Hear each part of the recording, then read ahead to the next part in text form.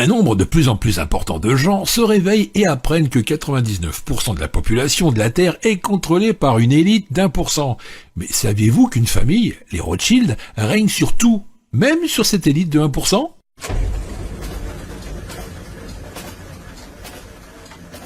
Dans la discrétion, la dynastie Rothschild est incontestablement la lignée la plus puissante de la Terre et leur richesse estimée est d'environ 500 000 milliards d'euros. Oui, 500 000 milliards d'euros. Selon les experts, les Rothschild détiendraient en fait 500 trillions, soit 500 millions de milliards d'euros. Waouh! Eh bien, sachez que si les Rothschild distribuaient leur argent à chaque être humain, sur Terre, cela ferait plus de 100 000 euros par habitant. Sympa, non? Tout cet argent provient des banques détenues et contrôlées par la dynastie Rothschild, et la liste de ces banques centrales se compte en centaines.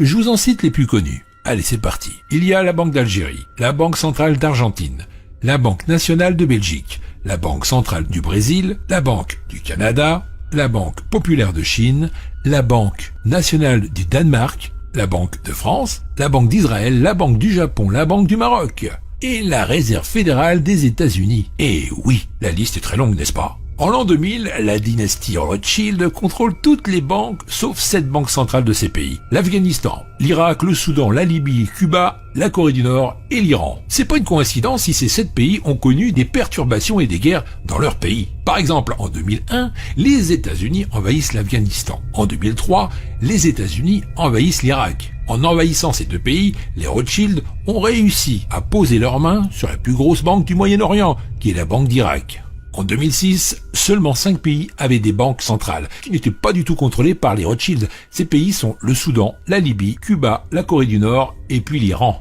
En 2011, le régime de Kadhafi est tombé. Ça, on le savait aussi. Et il a laissé la Libye à la main de qui?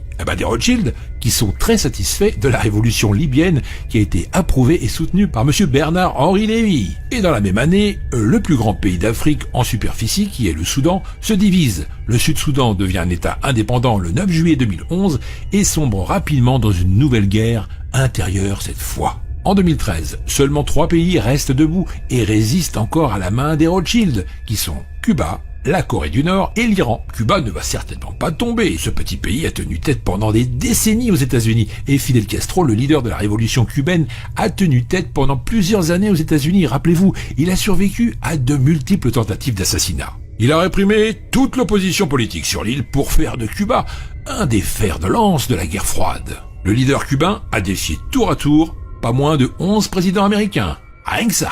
Pour la Corée du Nord, soyez sûrs, mes chers amis, que c'est très difficile pour les Américains d'infiltrer le régime nord-coréen et de créer un mouvement de résistance pour faire tomber Kim Jong-un. Et ni la Chine ni la Russie souhaitent voir s'effondrer le régime nord-coréen qui fait bien leur affaire et garde un équilibre entre les deux camps. Tu m'étonnes.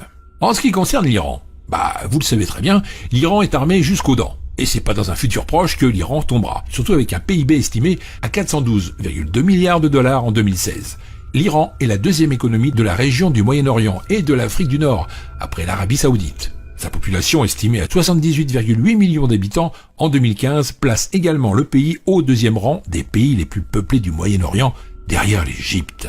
L'économie iranienne repose sur le secteur gazier et pétrolier, l'agriculture et les services se caractérisent par une présence notable de l'État dans l'industrie manufacturière et les services financiers. L'Iran occupe, lui, le deuxième rang mondial des pays producteurs de gaz naturel et le 4e rang pour ses réserves de pétrole prouvées. Donc c'est simple, n'attendez pas un renversement du régime iranien au futur.